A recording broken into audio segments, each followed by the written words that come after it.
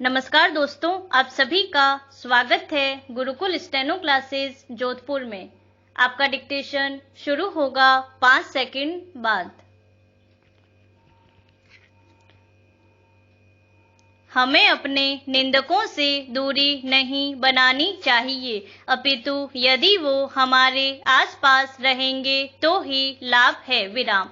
जिस प्रकार साबुन व पानी के द्वारा हम अपने तन को स्वच्छ करते हैं, ठीक उसी प्रकार हमें हमारे भीतर की कमजोरियों, नकारात्मकताओं तथा गलतियों को जानने व समझने का अवसर देती है, जिन्हें सुधार कर हम और अधिक विचारवान, सामर्थ्यवान व तेजवान व्यक्ति बन सकते हैं। विराम। इस प्रकार आलोचना हमारे व्यक्तित्व में अधिक निखार लाने के लिए अत्यंत आवश्यक है। विराम। यही कारण है कि निंदक को समीप रखने की वकालत की जाती है। विराम। अब एक तरफ यह एक स्थापित सत्य है कि हमारे व्यक्तित्व के गुण दोष की आलोचनात्मक समीक्षा सर्वांगीण विकास के लिए आवश्यक है, वहीं दूसरी तरफ यह भी एक बड़ा सत्य है कि आलोचना या निंदा किसी भी मनुष्य को कर्णप्रिय नहीं होती और ऐसी के ज्यादातर लोग आलोचना के बजाय झूठी तारीफ ही करना पसंद करते हैं ताकि संबंध मधुर बना रहे। विराम। कुछ महानुभावों का तो यहाँ तक मानना है कि ऐसा सत्य न कहें जो अप्रिय हो। विराम। अतः ऐसा कोई व्यक्ति जो हम पर निर्भर हो या जिसका हित हम में निहित हो, वो हमारी आलोचना कतई नहीं करता, अपितु झूठी तारीफ का ही मार्ग चुनता है। विराम। इसी कारण वर्तमान समय में अधिकांश व्यक्तियों को दोष रहित होने व सर्वगुण संपन्न होने का भ्रम पकड़ लेता है। विराम। यही भ्रम धीरे धीरे मिथ्या अभिमान व अहंकार में परिणत हो जाता है, जिससे हमारे भीतर सुधार की प्रक्रिया अवरुद्ध हो जाती है। विराम। इसलिए निसंदेह हमारे जीवन में कुछ प्रखर आलोचकों का होना आवश्यक है। विराम। अब प्रश्न यह है कि निंदा या आलोचना किस प्रकार की होनी चाहिए? प्रश्नवाचक। एक आदर्श आलोचक कौन हो सकता है? प्रश्नवाचक। क्योंकि यदि अनावश्यक अथवा झूठी प्रशंसा हमारे भीतर अभिमान जगा सकती है, तो फिर यह भी संभावना है कि अनावश्यक निंदा हमें हतोत्साहित भी कर सकती है। विराम। यदि निंदा किसी द्वेष, ईर्ष्या, प्रतिशोध व निहित स्वार्थ से वशीभूत होकर की जाए तो ऐसी निंदा भी महत्वहीन है। विराम पैरा।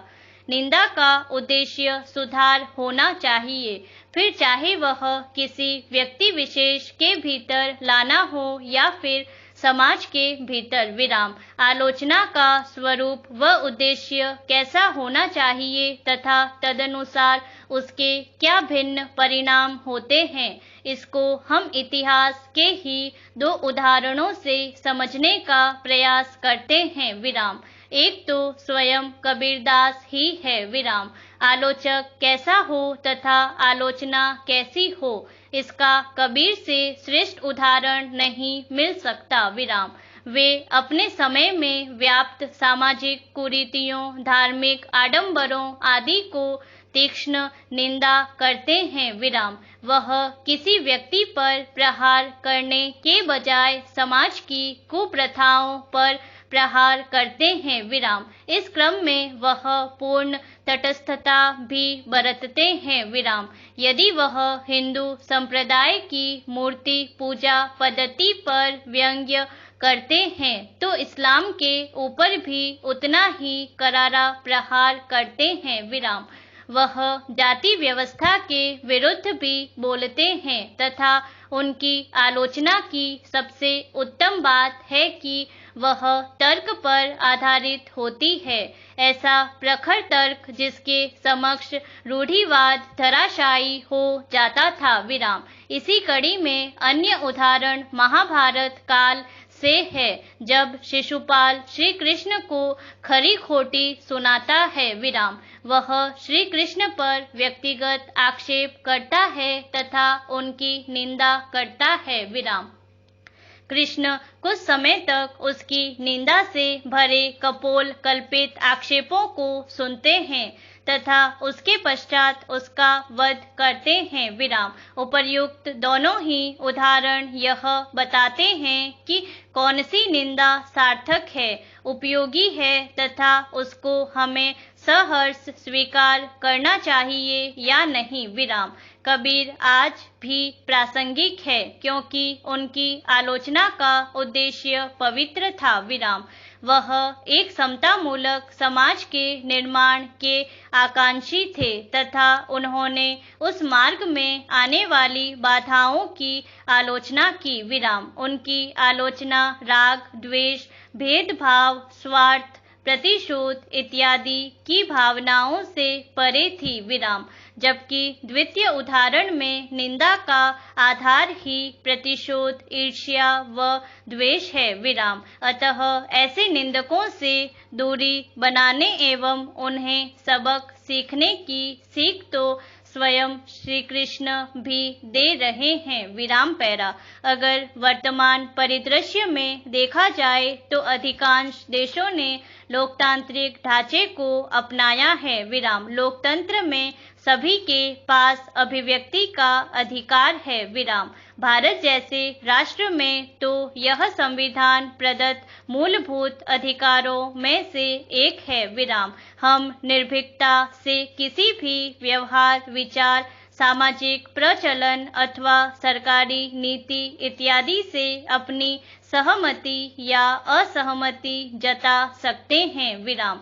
लेकिन यदि ध्यान से देखें तो मूलभूत अधिकारों की श्रेणी में होने के बावजूद भी विरोध या असहमति के स्वर नकारात्मक दिशा में न चले जाएं, उसका बखूबी ध्यान रखा गया है विराम। जिस संविधान ने हमें अभिव्यक्ति की स्वतंत्रता प्रदान की है, उसी संविधान में इस पर युक्तिसंगत प्रतिबंध के भी प्रावधान है विराम। असहमति के ही तीक्ष्ण अथवा प्रखर अभिव्यक्ति को निंदा कहा जा सकता है विराम। इसलिए यह बात सुस्पष्ट है कि निंदा की भी लक्ष्मण रेखा है विराम।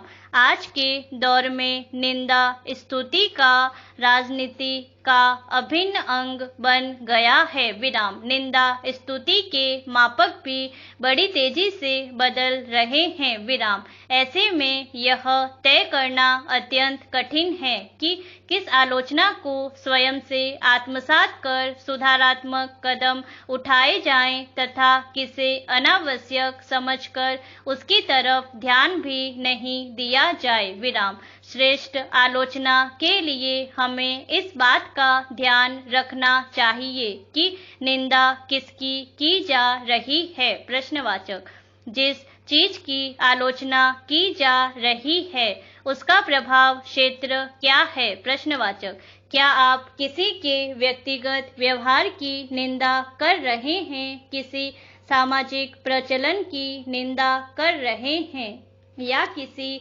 वैचारिक नीति की। प्रश्नवाचक यदि हमें किसी के व्यक्तिगत व्यवहार की आलोचना करनी है तो प्रथमतया यह तय करना चाहिए कि किस नाते उसकी आलोचना की जा रही है विराम।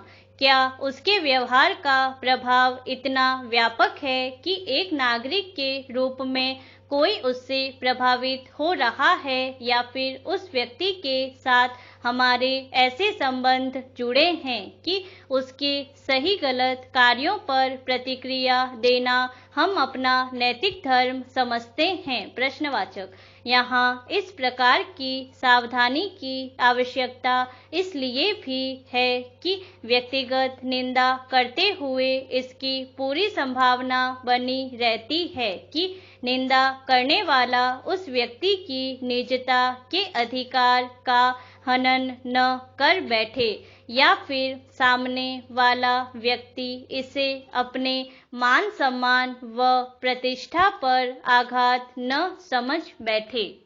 पूर्ण विराम।